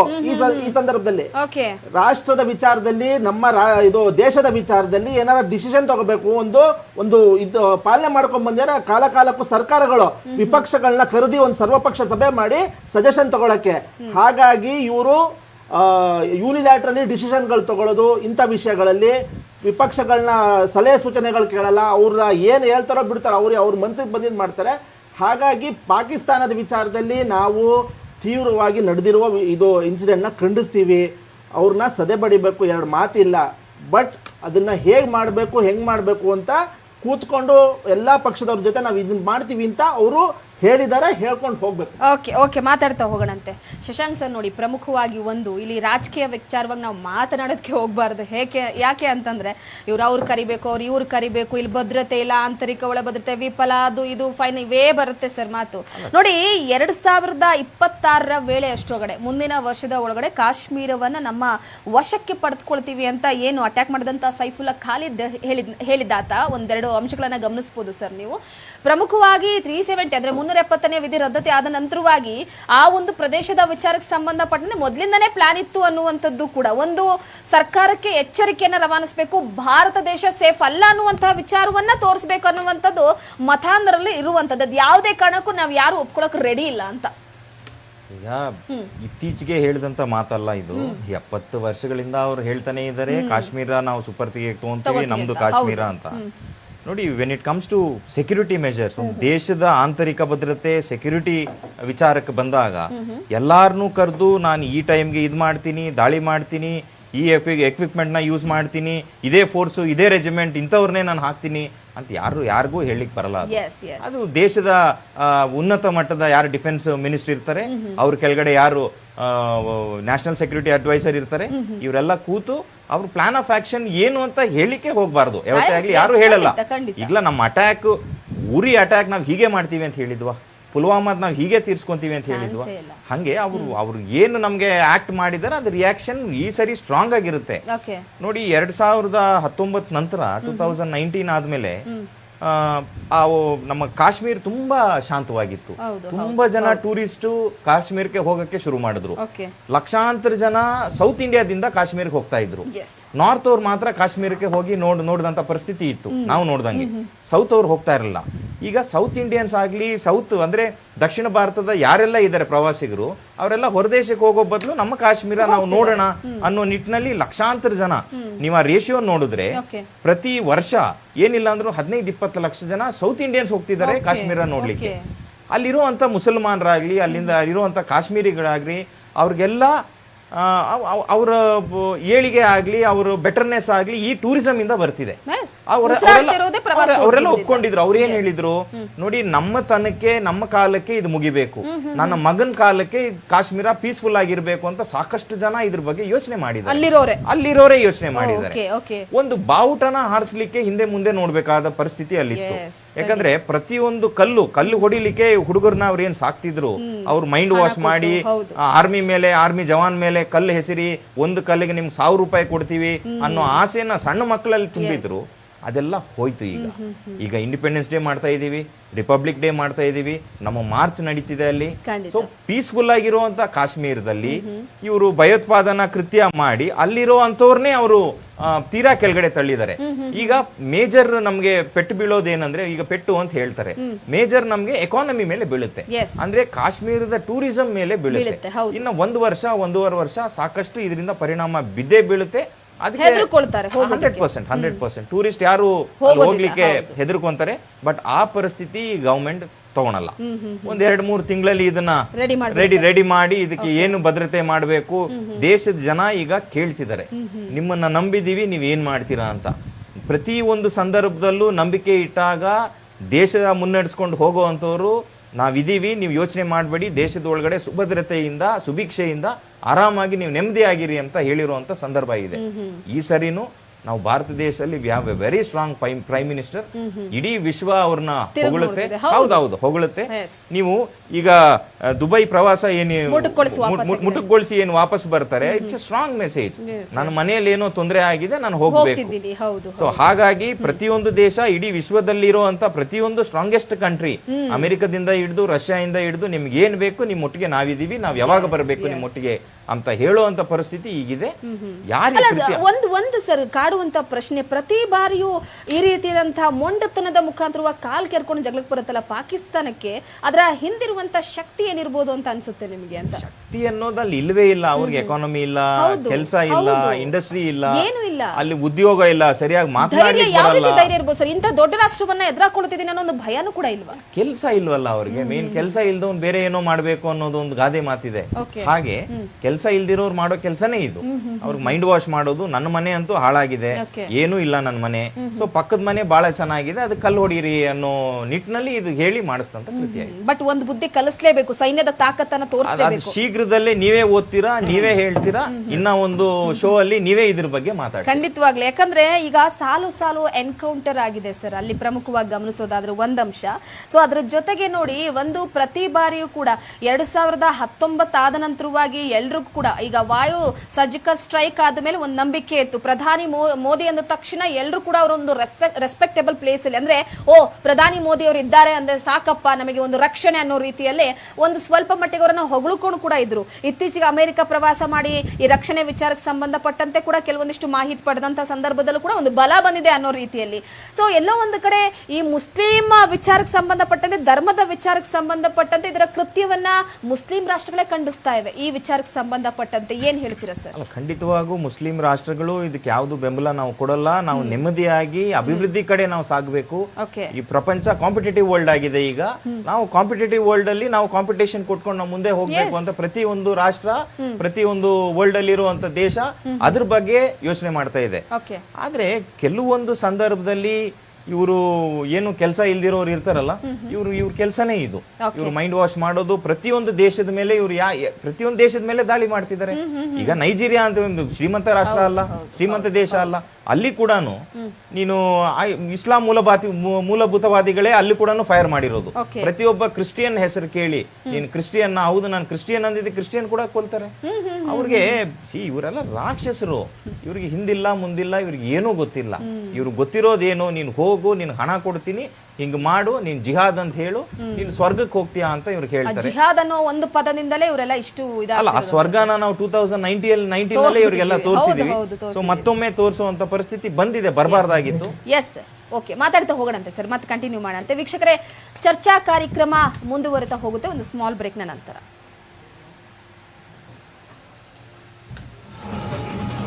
ಚಾನಲ್ ಅವರು ಏನು ಒಂದು ಪ್ಲಾಟ್ಫಾರ್ಮ್ ಕ್ರಿಯೇಟ್ ಮಾಡಿದ್ದಾರೆ, ಅದು ತುಂಬಾನೇ ಹೆಲ್ಪ್ಫುಲ್ ಅಂತ ನಂಬಿದ್ದೀನಿ. ಹೆಚ್ಚಿನ ಸಂಖ್ಯೆಯಲ್ಲಿ ಹೆಣ್ಮಕ್ಳು ಸಹ ಬಂದು ಜಾಯಿನ್ ಆಗಲಿ ಅನ್ನೋದು ನನ್ನ ಪರ್ಸನಲ್ ಒಂದು ಆಸೆ.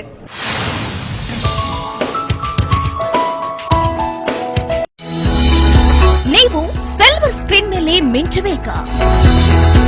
ನೀವು ಕಿರುತೆರೆಯಲ್ಲಿ ಸ್ಟಾರ್ ಆಗಬೇಕಾ? ಹಲವಾರು ಹೊಸ ಪ್ರತಿಭೆಗಳು ಕನ್ನಡ ಚಿತ್ರರಂಗಕ್ಕೆ ಮತ್ತು ಪತ್ರಿಕಾ ರಂಗಕ್ಕೆ ಈ ಇದರಿಂದ ನಿಟ್ಟಿನಲ್ಲಿ ಬರಲಿ ಅಂತೇಳಿ ಆಶಿಸ್ತೀನಿ. All the best and congratulations. ಪತ್ರಿಕೋದ್ಯಮದಲ್ಲಿ ಪರಿಣಿತಿ ಹೊಂದಬೇಕಾ? ವಾವ್, ಹಾಗಿದ್ರೆ ಎಲ್ಲಿದೆ ಧಮಾಕಾ ಚಾನ್ಸ್? ಅಭಿನಯ ಕಲಿತು ಸಿನಿಮಾನ ಅರ್ಥ ಮಾಡಿಕೊಂಡು ಜೊತೆಗೆ ಜರ್ನಲಿಸಮ್ನು ಕೂಡ ಕಲಿಯುವಂಥ ಅವಕಾಶ ನಿಮಗೆ ರಾಜ್ ಆಕ್ಟಿಂಗ್ ಅಕಾಡೆಮಿಲಿ ಶುರುವಾಗ್ತಾ ಇದೆ. ಹೆಚ್ಚಿನ ಸಂಖ್ಯೆಯಲ್ಲಿ ಬನ್ನಿ, ಹೆಚ್ಚಿನ ಆಸಕ್ತಿಲಿ ಕಲಿಯಿರಿ, ಹೆಚ್ಚು ಪ್ರಬುದ್ಧರಾಗಿ ಇಲ್ಲಿಂದ ಹೊರಗಡೆ ಹೋಗಿ ಅಂತ ನಾನು ಆಶಿಸ್ತೀನಿ. Raj acting academy acting, dance, fighting, dialogue delivery, news anchoring ಮತ್ತು ರಿಪೋರ್ಟಿಂಗ್ ಟ್ರೈನಿಂಗ್. ಯಾವುದೇ ವಿಷಯ ಇದ್ರೂ ಒಂದು ಪ್ರೊಫೆಷನಲ್ ಆಗಿ ನಾವು ತಗೊಂಡು ಹೋದಾಗ ನಮಗೆ ಹೆಚ್ಚು ಧೈರ್ಯ ಸಿಗ್ತದೆ.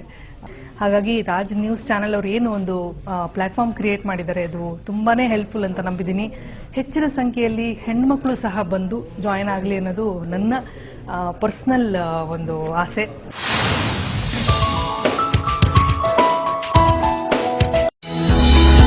ನೀವು ಸಿಲ್ವರ್ ಸ್ಕ್ರೀನ್ ಮೇಲೆ ಮಿಂಚಬೇಕಾ? ನೀವು ಕಿರುತೆರೆಯಲ್ಲಿ ಸ್ಟಾರ್ ಆಗಬೇಕಾ? ಹಲವಾರು ಹೊಸ ಪ್ರತಿಭೆಗಳು ಕನ್ನಡ ಚಿತ್ರರಂಗಕ್ಕೆ ಮತ್ತು ಪತ್ರಿಕಾ ರಂಗಕ್ಕೆ ಈ ಇದರಿಂದ ನಿಟ್ಟಿನಲ್ಲಿ ಬರಲಿ ಅಂತೇಳಿ ಆಶಿಸ್ತೀನಿ. All the best and congratulations. ಪತ್ರಿಕೋದ್ಯಮದಲ್ಲಿ ಪರಿಣಿತಿ ಹೊಂದಬೇಕಾ? ವಾವ್, ಹಾಗಿದ್ರೆ ಎಲ್ಲಿದೆ ಧಮಾಕಾ ಚಾನ್ಸ್? ಅಭಿನಯ ಕಲಿತು ಸಿನಿಮಾನ ಅರ್ಥ ಮಾಡಿಕೊಂಡು ಜೊತೆಗೆ ಜರ್ನಲಿಸಮ್ನು ಕೂಡ ಕಲಿಯುವಂಥ ಅವಕಾಶ ನಿಮಗೆ ರಾಜ್ ಆಕ್ಟಿಂಗ್ ಅಕಾಡೆಮಿಲಿ ಶುರುವಾಗ್ತಾ ಇದೆ. ಹೆಚ್ಚಿನ ಸಂಖ್ಯೆಯಲ್ಲಿ ಬನ್ನಿ, ಹೆಚ್ಚಿನ ಆಸಕ್ತಿಲಿ ಕಲಿಯಿರಿ, ಹೆಚ್ಚು ಪ್ರಬುದ್ಧರಾಗಿ ಇಲ್ಲಿಂದ ಹೊರಗಡೆ ಹೋಗಿ ಅಂತ ನಾನು ಆಶಿಸ್ತೀನಿ. Raj acting academy acting, dance, fighting, dialogue delivery, news anchoring ಮತ್ತು ರಿಪೋರ್ಟಿಂಗ್ ಟ್ರೈನಿಂಗ್. ಯಾವುದೇ ವಿಷಯ ಇದ್ರೂ ಒಂದು ಪ್ರೊಫೆಷನಲ್ ಆಗಿ ನಾವು ತಗೊಂಡು ಹೋದಾಗ ನಮಗೆ ಹೆಚ್ಚು ಧೈರ್ಯ ಸಿಗ್ತದೆ. ಹಾಗಾಗಿ ರಾಜ್ ನ್ಯೂಸ್ ಚಾನೆಲ್ ಅವರು ಏನು ಒಂದು ಪ್ಲಾಟ್ಫಾರ್ಮ್ ಕ್ರಿಯೇಟ್ ಮಾಡಿದ್ದಾರೆ, ಅದು ತುಂಬಾನೇ ಹೆಲ್ಪ್ಫುಲ್ ಅಂತ ನಂಬಿದ್ದೀನಿ. ಹೆಚ್ಚಿನ ಸಂಖ್ಯೆಯಲ್ಲಿ ಹೆಣ್ಮಕ್ಳು ಸಹ ಬಂದು ಜಾಯಿನ್ ಆಗಲಿ ಅನ್ನೋದು ನನ್ನ ಪರ್ಸನಲ್ ಒಂದು ಆಸೆ.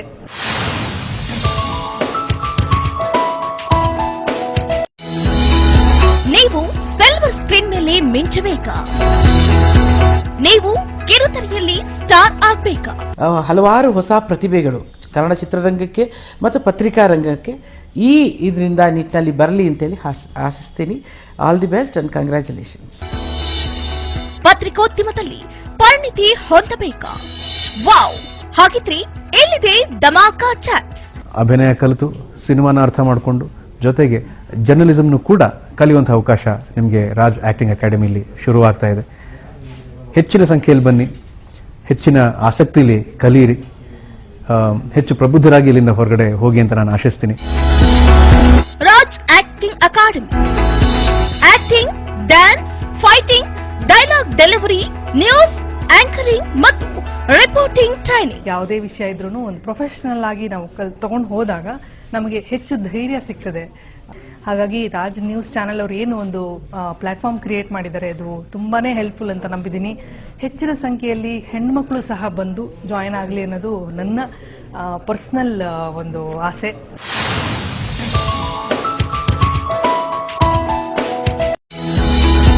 ನೀವು ಸಿಲ್ವರ್ ಸ್ಕ್ರೀನ್ ಮೇಲೆ ಮಿಂಚಬೇಕಾ? ನೀವು ಕಿರುತೆರೆಯಲ್ಲಿ ಸ್ಟಾರ್ ಆಗಬೇಕಾ? ಹಲವಾರು ಹೊಸ ಪ್ರತಿಭೆಗಳು ಕನ್ನಡ ಚಿತ್ರರಂಗಕ್ಕೆ ಮತ್ತು ಪತ್ರಿಕಾ ರಂಗಕ್ಕೆ ಈ ಇದರಿಂದ ನಿಟ್ಟಿನಲ್ಲಿ ಬರಲಿ ಅಂತೇಳಿ ಆಶಿಸ್ತೀನಿ. All the best and congratulations.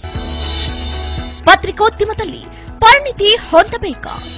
Wow, ಹಾಗಿದ್ರೆ ಎಲ್ಲಿದೆ ಧಮಾಕಾ ಚಾನ್ಸ್? ಅಭಿನಯ ಕಲಿತು ಸಿನಿಮಾನ ಅರ್ಥ ಮಾಡಿಕೊಂಡು ಜೊತೆಗೆ ಜರ್ನಲಿಸಮ್ನು ಕೂಡ ಕಲಿಯುವಂಥ ಅವಕಾಶ ನಿಮಗೆ ರಾಜ್ ಆ್ಯಕ್ಟಿಂಗ್ ಅಕಾಡೆಮಿಲಿ ಶುರುವಾಗ್ತಾ ಇದೆ. ಹೆಚ್ಚಿನ ಸಂಖ್ಯೆಯಲ್ಲಿ ಬನ್ನಿ, ಹೆಚ್ಚಿನ ಆಸಕ್ತಿಲಿ ಕಲಿಯಿರಿ, ಹೆಚ್ಚು ಪ್ರಬುದ್ಧರಾಗಿ ಇಲ್ಲಿಂದ ಹೊರಗಡೆ ಹೋಗಿ ಅಂತ ನಾನು ಆಶಿಸ್ತೀನಿ. Raj acting academy acting, dance, fighting, dialogue delivery, news anchoring ಮತ್ತು ರಿಪೋರ್ಟಿಂಗ್ ಟ್ರೈನಿಂಗ್. ಯಾವುದೇ ವಿಷಯ ಇದ್ರೂ ಒಂದು ಪ್ರೊಫೆಷನಲ್ ಆಗಿ ನಾವು ಕಲಿತು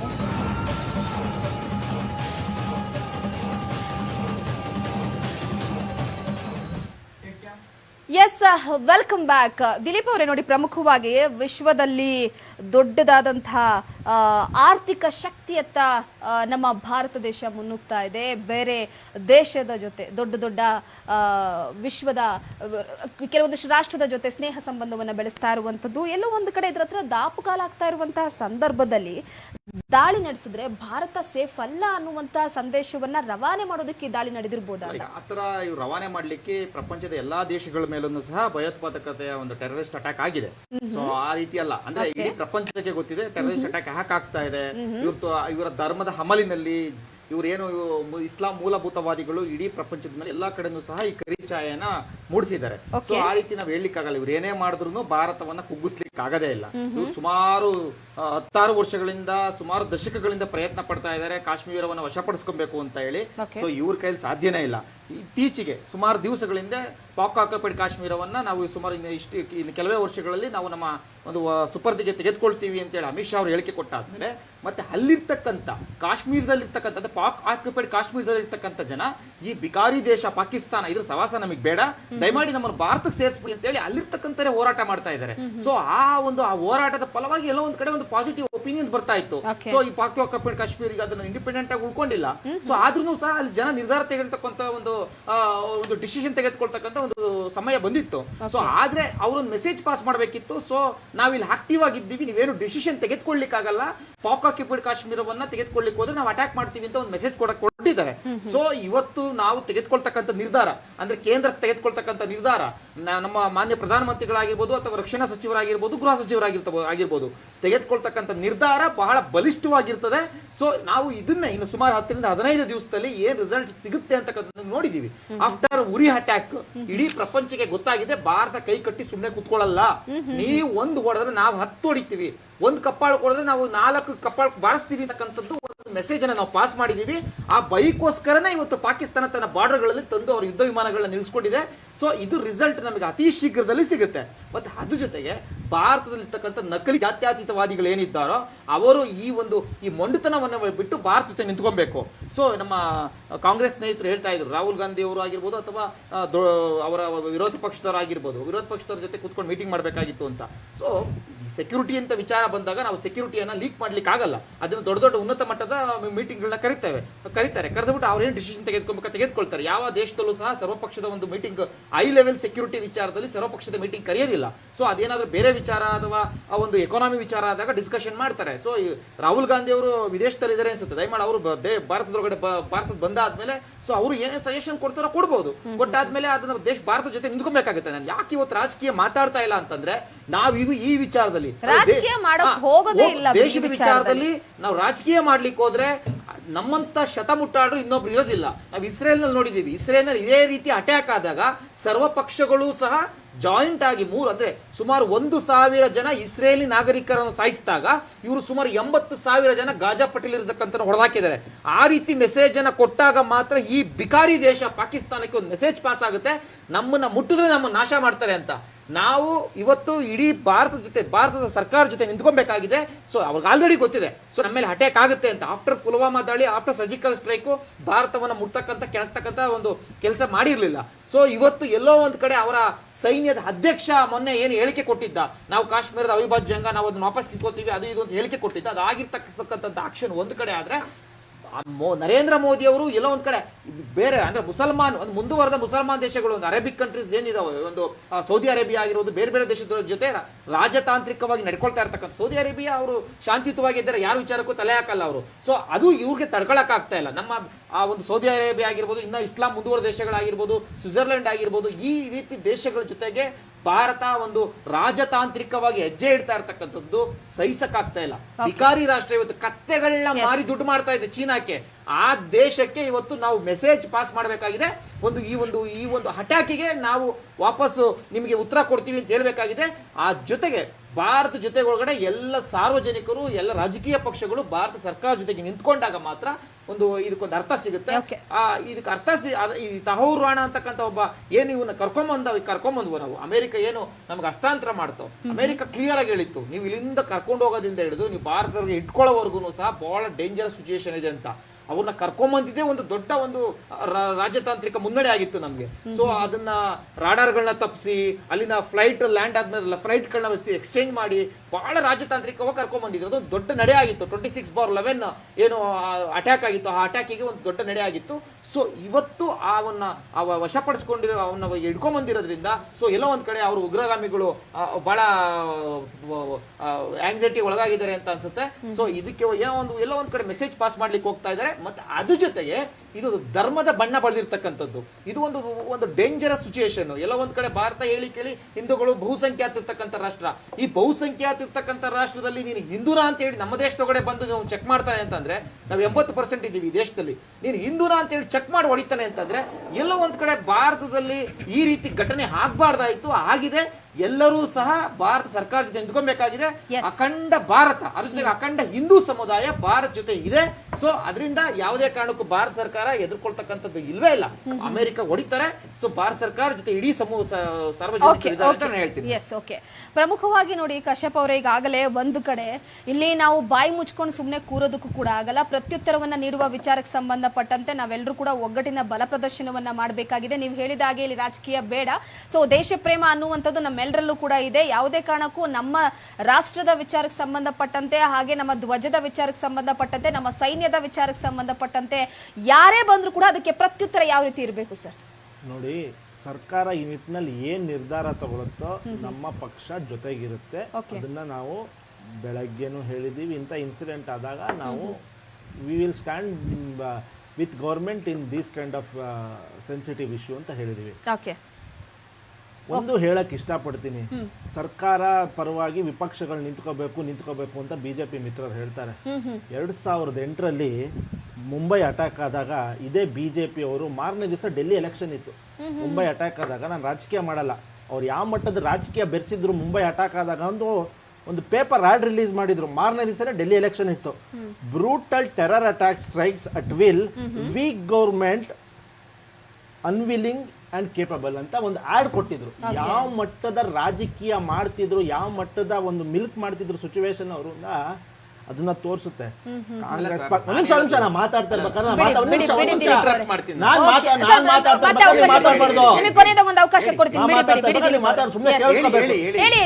ನಾವು ಈ ಸಿಚುವೇಶನ್ ರಾಜಕೀಯ ಬಳಸಲ್ಲ, ನಾವು ರಾಜಕೀಯ ಈ ವಿಷಯದಲ್ಲಿ ಮಾಡಲ್ಲ. ಆದ್ರೆ ಅವ್ರದ ಒಂದು ಹಿಪಾಕ್ರಸಿನ ನಾನು ಹೇಳಕ್ಕೆ ಇಷ್ಟಪಡ್ತೀನಿ. ವಿರೋಧ ಪಕ್ಷದಲ್ಲಿ ಇರಬೇಕಾದ್ರೆ 2008 ಇನ್ಸಿಡೆಂಟ್ ಆದಾಗ ಇದೇ ನರೇಂದ್ರ ಮೋದಿ ಅವರು ತಾಜ್ ಹೋಟೆಲ್ ಮುಂದೆ ನಿಂತ್ಕೊಂಡು ಯಾವ ಸ್ಟೇಟ್ಮೆಂಟ್ ಕೊಟ್ಟಿದ್ರು ಅಂತ ನೀವು ಸ್ವಲ್ಪ ರಿವೈಂಡ್ ಮಾಡ್ಬಿಟ್ಟು ತೋರಿಸ್ಬೇಕು ಜನಕ್ಕೆ. ನಾನು ಇಂಟರಪ್ಟ್ ಮಾಡ್ತೀನಿ. 2008ರಲ್ಲಿ ಭಾರತದ ಮೇಲೆ ಮುಂಬೈ ದಾಳಿ ಆದಾಗ ಅವತ್ತು what action taken by the BJP central government Congress ಏನ್ ಆಕ್ಷನ್ ತೆಗೆದುಕೊಂಡಿದ್ರಿ ಉಗ್ರಗಾಮಿಗಳ ವಿರುದ್ಧವಾಗಿ? 13ವರೆಗೂ ಎಷ್ಟು ಹಿಂಸಾತ್ಮಕ ಇತ್ತು ಅನ್ನೋದು ಗೊತ್ತಿದೆ. ಅವತ್ತು ಮುಂಬೈ ದಾಳಿ ಮಾಡಿದವನು ರಾಣವನ್ನ ಹಿಡ್ಕೊಂಡ್ ಬರ್ಲಿಕ್ಕೆ ಇವತ್ತು ಇಷ್ಟು ವರ್ಷ ಬೇಕಾಗಿತ್ತು. ಬರ್ತೀನಿ ಸರ್, ಬರ್ತೀನಿ. ಇಷ್ಟು ವರ್ಷ ಬೇಕಾಗಿತ್ತು. ರಾಣ ವಿಚಾರ ನಾನು ಹೇಳ್ತೀನಿ.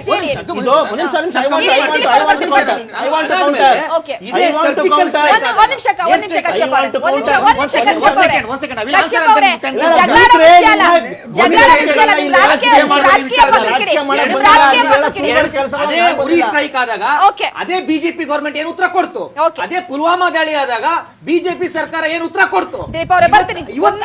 ಏನ್ ಮಾಡ್ತಾ ಇದ್ರಿ? ನೋಡಿ ವೀಕ್ಷಕರೇ, ಪ್ರಮುಖವಾಗಿ ಈಗಾಗಲೇ ಒಂದು ವಿಶ್ವದಲ್ಲಿ ದೊಡ್ಡ ಆರ್ಥಿಕ ಶಕ್ತಿಯತ್ತ ಮುನ್ನುಗ್ತಾ ಇದೆ ಭಾರತ ದೇಶ. ಭಾರತ ದೇಶದಲ್ಲಿರುವಂತ ಸಾಕಷ್ಟು ಪ್ರವಾಸಿ ಸ್ಥಳಗಳನ್ನ ನಮ್ಮ ದೇಶೀಯ ಜನರು ಅನುಭವಿಸ್ಲಿ. ಆ ನೈಸರ್ಗಿಕತೆಯ ವಿಚಾರಕ್ಕೆ ಸಂಬಂಧಪಟ್ಟಂತೆ ಪ್ರಧಾನಿ ಮೋದಿ ಅವರು ಕೆಲವೊಂದಿಷ್ಟು ಜಾಗಕ್ಕೆ, ಬೇರೆ ದೇಶಕ್ಕೆ ಯಾಕೆ ಹೋಗ್ತೀರಾ, ಬೇರೆ ದೇಶದವ್ರು ನಮ್ಮ ದೇಶಕ್ಕೆ ಬರ್ತಾರೆ ಇಲ್ಲಿನ ಸೌಂದರ್ಯವನ್ನ ಸವಿಯೋದಕ್ಕೆ, ನಮ್ಮ ದೇಶದಲ್ಲಿರುವಂತಹ ಸೌಂದರ್ಯವನ್ನ ಸವಿ ಅಂತ ಕೆಲವೊಂದಿಷ್ಟು ಪ್ರದೇಶಗಳನ್ನ ಎಕ್ಸ್ಪ್ಲೋರ್ ಮಾಡ್ತಿದ್ದಾರೆ. ಸೊ ಈ ಒಂದು ಭೂಲೋಕದ ಸ್ವರ್ಗ ಅಂತ ಕರೆಸ್ಕೊಂಡಿರುವಂತಹ ಕಾಶ್ಮೀರದಲ್ಲಿ ಅಲ್ಲಿ ಉಸಿರಾಡ್ತಾ ಇರುವಂತದ್ದೇ ಪ್ರವಾಸೋದ್ಯಮ ಅನ್ನುವಂತಹ ವಿಚಾರಕ್ಕೆ ಸಂಬಂಧಪಟ್ಟಂತೆ. ಸೊ ಕಾಶ್ಮೀರ ಇಲ್ಲಿ ಸೇಫ್ ಇಲ್ಲ ಅನ್ನುವಂತ ಸಂದೇಶದ ರವಾನೆ ವಿಚಾರಕ್ಕೆ ಸಂಬಂಧಪಟ್ಟಂತೆ, ಹಾಗೆ ಧರ್ಮದ ವಿಚಾರಕ್ಕೆ ನೋಡಿ, ಅಲ್ಲಿ ನೀನು ಕುರಾನ್ ಹೇಳು, ನಿನಗೆ ಹೇಳಕ್ ಬರ್ಲಿಲ್ಲ ಅಂತಂದ್ರೆ ನಿನ್ನ ಬಟ್ಟೆಯನ್ನ ಬಿಚ್ಚು, ಇಲ್ಲ ಅಂತಂದ್ರೆ ನೀನು ಇಲ್ಲಿರುವ ಹಿಂದೆ ನೀನು ಮುಸ್ಲಿಂ ಅನ್ನುವಂತಹ ವಿಚಾರಕ್ಕೆ ಸಂಬಂಧಪಟ್ಟಂತೆ ನಡೆದಿರುವಂತಹ ಕೃತ್ಯವನ್ನ ನಾವು ಯಾವ ರೀತಿ ಖಂಡಿಸಬೇಕು ಗೊತ್ತಿಲ್ಲ. ಒದಿಸ್ಕೊಂಡಿದೀವಿ, ಇವ್ರು ಒದಿಸ್ಕೊಂಡು ಕೂರ್ತಾರೆ ಅಂತ ಅಕಸ್ಮಾತ್ ಪಾಕ್ ಅಂದ್ಕೊಂಡಿರೋ ತಪ್ಪು ಸಂದೇಶವೇ. ಇಲ್ಲಿ ಯಾರು ಕೂಡ ಸೈಲೆಂಟ್ ಆಗಿರೋದಿಲ್ಲ. ನಮ್ಮ ಭಾರತೀಯ ಸೇನೆಯ ವಿಚಾರವಾಗಿ ಮಾತಾಡೋದಿಲ್ಲ ರೀ. ಎಷ್ಟು ಮಟ್ಟಿಗೆ ಸ್ಟ್ರಾಂಗ್ ಆಗಿದೆ ಅಂತಂದ್ರೆ ಉತ್ತರವನ್ನ ಯಾವ ತರ ಕೊಡಬೇಕು ಅಂತ ನೋಡ್ಕೊಳ್ಳೋ ರೀತಿ ಉತ್ತರವನ್ನ ಕೊಡ್ತಾರೆ. ಎಕ್ಸಾಂಪಲ್ 2016ರಿಂದ 2019 ಕೂಡ ನಡೆದಿರುವಂತಹ ಸರ್ಜಿಕಲ್ ಸ್ಟ್ರೈಕ್ ವಿಚಾರಕ್ಕೆ ಸಂಬಂಧಪಟ್ಟಂತೆ ಮಾತನಾಡ್ತಾ ಹೋದೆ. ಸಾಕಷ್ಟು ಉದಾಹರಣೆಗಳಿವೆ. ಯಾವ ಸರ್ಕಾರ ಅಧಿಕಾರದಲ್ಲಿದ್ದಾಗ ಸೇಫ್ ಇತ್ತು ರಾಷ್ಟ್ರ, ಯಾವ ಸರ್ಕಾರ ಅಧಿಕಾರದಲ್ಲಿ ಇದ್ದಾಗ ಸೇಫ್ ಇತ್ತು ರಾಷ್ಟ್ರ, ಎಲ್ಲವೂ ಗೊತ್ತಿದೆ ವಿಚಾರಕ್ಕೆ ಸಂಬಂಧಪಟ್ಟಂದ್ರೆ. ಪ್ರಮುಖವಾಗಿ ನೋಡಿ, ಒಂದು ಇಲ್ಲಿ ರಾಜಕೀಯ ವಿಚಾರವಾಗಿ ಬೆಸೆಯೋದೇ ಬೇಡ. ಈಗ ಆಗ್ತಾ ಇರುವಂತದ್ದು, ಈಗ ಕುಟುಂಬದ ಸದಸ್ಯನನ್ನ ಕಳೆದುಕೊಂಡು ಕಣ್ಣೀರನ್ನ ಹಾಕ್ತಿದ್ದೆ ಆ ಕುಟುಂಬ.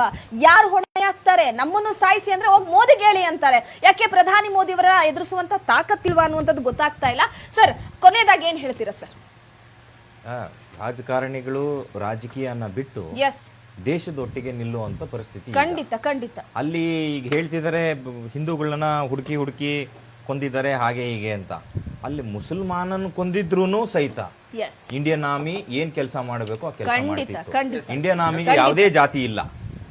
ಎಷ್ಟೋ ಸಂದರ್ಭದಲ್ಲಿ ನಮ್ಮ ದೇಶದ ನಾಗರಿಕರು, ಅವ್ರು ಹಿಂದೂಗಳಾಗ್ಲಿ ಮುಸಲ್ಮಾನರಾಗ್ಲಿ ಯಾರೇ ಆಗಿರ್ಲಿ, ಒಬ್ಬ ನಮ್ಮ ನಾಗರಿಕನ ಕೊಂದಿದ್ದಾರೆ ಅಂದ್ರೆ ನಾವು ಅವ್ರನ್ನ ಏನು ಪ್ರತ್ಯುತ್ತರ ಕೊಡಬೇಕು ಅವ್ರದೇ ಭಾಷೆಯಲ್ಲಿ ನಾವು ಕೊಡುವಂತ ತಾಕತ್ತು ನಮಗಿದೆ. ಸೊ ಹೀಗಿರ್ಬೇಕಾದ್ರೆ ದಯಮಾಡಿ ರಾಜಕೀಯ ಬೇಡ. ಇದರಲ್ಲಿ ಎಲ್ಲರೂ ಒಗ್ಗಟ್ಟಿನಿಂದ ನಾವು ದೇಶ ಕಟ್ಟಬೇಕು. ದೇಶ ಇದ್ರೆ ಮಾತ್ರ ನಾವು. ಖಂಡಿತ ಸರ್. ಈ ಭಾವನೆ ಜನರಲ್ಲಿ ಇದ್ರೆ ಬಹಳ ಒಳ್ಳೇದು. Thank you sir. Kashyap sir, ಕೊನೆಯದಾಗಿ ಏನ್ ಹೇಳ್ತೀರಾ? ಈ ಸೆನ್ಸಿಟಿವ್ ವಿಷಯದಲ್ಲಿ ಕಾಂಗ್ರೆಸ್ ಪಕ್ಷ ಜೊತೆಗಿರುತ್ತೆ. ಕೇಂದ್ರ ಸರ್ಕಾರ ಯಾವ ನಿರ್ಧಾರ ತಗೊಂಡ್ರು ನಾವು ಅದಕ್ಕೆ ಭದ್ರಾಗಿರ್ತೀವಿ. ಇಂಥ ಸಿಚುವೇಶನ್ಗಳು ಮುಂದಿನ ದಿನಗಳಲ್ಲಿ ನಮ್ಮ ದೇಶದಲ್ಲಿ ಬರಬಾರದು ಅನ್ನೋದು ನಮ್ಮ ಆಶೆ. ದಿಲೀಪ್ ಅವರೇ, ಕೊನೆಯದಾಗಿ ಏನ್ ಹೇಳ್ತೀರಾ? ಭಾರತ ಮೊದಲಿನ ಸ್ಥಿತಿನಲ್ಲಿ ಇಲ್ಲ ಇವತ್ತು. ಭಾರತ ನೀನು ಒಂದು ಕಲ್ಲು ಹೊಡೆದ್ರೆ ನಾನು 10 ಕಲ್ಲು ಹೊಡಿತೀನಿ ಅಂತಕ್ಕಂಥದ್ದು ಮೆಸೇಜ್ ಅನ್ನ ಪಾಸ್ ಮಾಡ್ತಕ್ಕಂಥ ಅವಶ್ಯಕತೆ ಇದೆ. ಪ್ರಪಂಚದ 3ನೇ ಅತಿ ದೊಡ್ಡ ಮಿಲಿಟರಿ ಸ್ಟ್ರಾಂಗ್ ಇರ್ತಕ್ಕಂಥ ಭಾರತ ದೇಶ ಯಾವುದೋ ಒಂದು ಬಿಕಾರಿ ದೇಶಕ್ಕೆ ಎದುರ್ಕೊಂಡು ಕೂತ್ಕೊಳ್ತಕ್ಕಂಥ ಸಮಯ ಇದಲ್ಲ. ಭಾರತ ದೇಶ, ಭಾರತ ಸರ್ಕಾರ ಏನ್ ಆಕ್ಷನ್ ತೆಗೆದುಕೊಳ್ತದೋ ಅದ್ರ ಜೊತೆಗೆ ಇಡೀ ಭಾರತ ಬಾರಿ ನಿಂತ್ಕೊಬೇಕಾಗಿದೆ. ಎಲ್ಲ ಪಕ್ಷಗಳು ನಿಂತ್ಕೊಬೇಕಾಗಿದೆ. ನಾವು we are all with Narendra Modi and central government. Thank you sir. ಇವತ್ತಿನ ಚರ್ಚಾ ಕಾರ್ಯಕ್ರಮದಲ್ಲಿ ಭಾಗಿಯಾಗಿ ಸಾಕಷ್ಟು ಮಾಹಿತಿ ಹಂಚಿಕೊಂಡ್ರಿ. ನಿಮ್ಮೆಲ್ಲರಿಗೂ ಧನ್ಯವಾದಗಳು. ಕಾಯ್ತಿದ್ದೀವಿ, ಇದಕ್ಕೆ ಪ್ರತ್ಯುತ್ತರವನ್ನ ಕಾಯ್ತಾ ಇದ್ದೀವಿ. ಯಾವುದೇ ಕಾರಣಕ್ಕೂ ಕೂಡ ಮುಲಾಜಿಲ್ಲದೆ ಕೇಂದ್ರ ಸರ್ಕಾರ ಒಂದು ದೃಢವಾದಂತಹ ವಿಚಾರಕ್ಕೆ ಸಂಬಂಧಪಟ್ಟಂತೆ ನಿರ್ಧಾರವನ್ನ ತೆಗೆದುಕೊಳ್ಳುತ್ತೆ ಅನ್ನುವಂತಹ ವಿಚಾರವಾಗಿ ನಾವೆಲ್ಲರೂ ಕೂಡ ಎದುರು ನೋಡ್ತಾ ಇದ್ದೀವಿ. ಪ್ರತಿ ಬಾರಿ ಕೂಡ ಕಾಲ್ ಕೇರ್ಕೊಂಡು ಜಗಳಕ್ಕೆ ಬರುವಂತಹ ವಿಚಾರಕ್ಕೆ ಸಂಬಂಧಪಟ್ಟಂತೆ, ಹಾಗೆ ಪಾಕಿಸ್ತಾನ ಫೇಲ್ಡ್ ರಾಷ್ಟ್ರ. ಸೊ ಎಲ್ಲೋ ಒಂದು ಕಡೆ ತನ್ನ ಉದ್ದಟತನವನ್ನ ಪ್ರತಿ ಬಾರಿ ಕೂಡ ಹೆಚ್ಚಿಗೆ ಮಾಡಿಕೊಂಡು ಭಾರತ ದೇಶದ ನಡುವೆ ಕಾಲ್ ಕೇರ್ಕೊಂಡು ಜಗಳ ಮಾಡೋದಕ್ಕೆ ಬರ್ತಾ ಇರುವಂತಹ ವಿಚಾರವಾಗಿ ಯಾವ ರೀತಿ ನಿರ್ಧಾರವನ್ನ ತೆಗೆದುಕೊಳ್ತಾರೆ ಅಂತ ಕಾದ್ ನೋಡ್ಬೇಕಾಗಿದೆ. ನೋಡ್ತಾ ಇರಿ ರಾಜ್ ನ್ಯೂಸ್, ಇದು ಕನ್ನಡಿಗರ ಧ್ವನಿ.